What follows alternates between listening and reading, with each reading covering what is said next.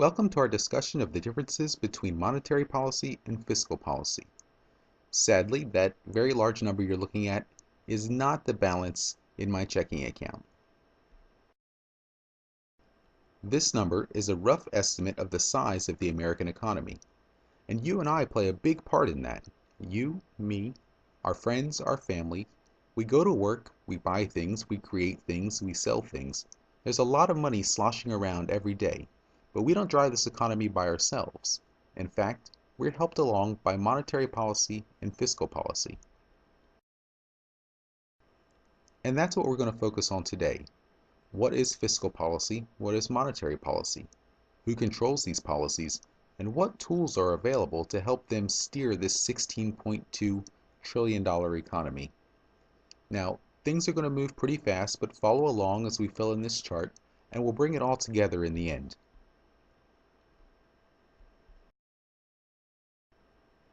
Let's start with fiscal policy because it's just a little easier to understand. Fiscal policy is controlled by the executive and legislative branches of government, the President and Congress. Here is the President, and here is Congress. The first tool available to fiscal policymakers is government spending.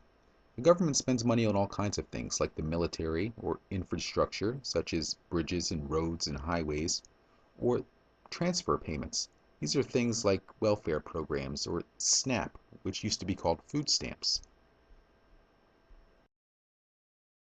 The government can spend more or less money depending on what effect it's attempting to have on the economy. But the government isn't really a business, it doesn't really create and sell anything, so how does the government get money to spend? Taxation. And taxation is the second tool of fiscal policy available to the government. The government can raise taxes or lower taxes on citizens, meaning the citizens will have more money or less money to spend, again, depending on what the government is attempting to achieve with its fiscal policy. Let's set that aside for a minute and switch over to monetary policy. Monetary policy is controlled by the Federal Reserve. The Federal Reserve is a group of bankers and very smart economists whose job it is to use monetary policy to keep the economy running smoothly. The Federal Reserve is headed by a chairman, or in this case, chairwoman. And here is Janet Yellen. She is the first woman to head the Federal Reserve. So let's take a look to see what kind of tools are available to Janet Yellen and the Federal Reserve to guide monetary policy. The first is open market operations. If you've ever heard of the Fed printing money or quantitative easing, this is what's happening.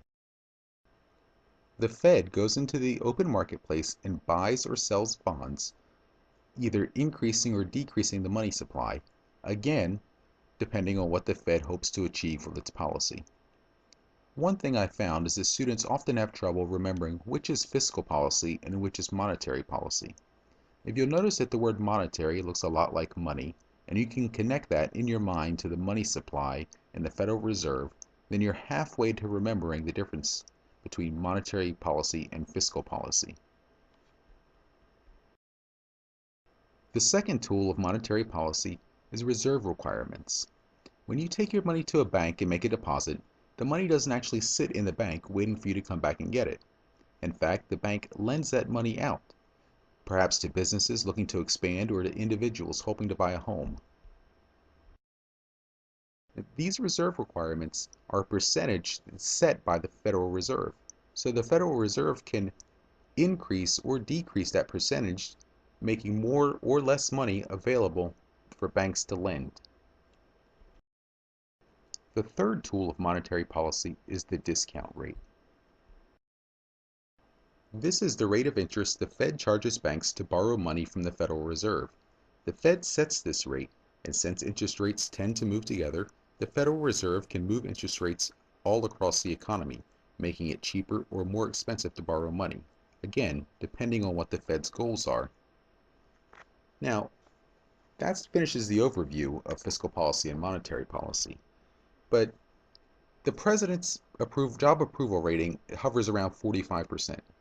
Congress's approval rating is much worse.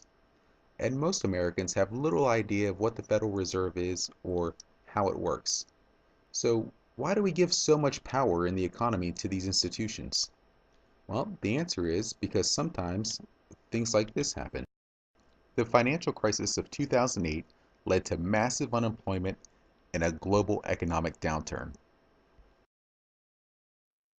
So, when things go really bad, we need empowered institutions large enough to make real changes and affect the economy in the broadest sense. You and I can't do it alone. So, let's take a look at some real headlines, real information from policies and proposals that were enacted after this latest downturn. After each one, try to see if you know whether this was a fiscal policy decision or a monetary policy that was proposed. Stocks hit a record as Fed keeps bond buying at $85 billion a month. Well, since it mentions the Fed and it talks about the Fed's buying bonds, we know that this is a monetary policy. In fact, this is open market operations at work. Here, we see the president has signed a bill to increase spending, hoping to stimulate the economy. When the government spends money, the idea is that jobs are created, and that those people with jobs will now go out and spend their money creating more jobs. This headline reads, on Friday, the Federal Reserve lowered its discount rate from 6.25% to 5.75%. Again, since the Federal Reserve is mentioned, we know this must be a monetary policy. And here, the Federal Reserve is lowering the discount rate, making it cheaper for banks to borrow from the Fed, and so more money will be available to lend, hopefully stimulating the economy. Here, these Federal Reserve actions will lower total required reserves. We know that since again it mentions the Federal Reserve, this must be a monetary policy. The Federal Reserve has lowered the required reserves held by banks. So banks now have more money to lend to businesses that want to expand or to individuals who want to make large purchases. This is an attempt at stimulating the economy by increasing the amount of money available.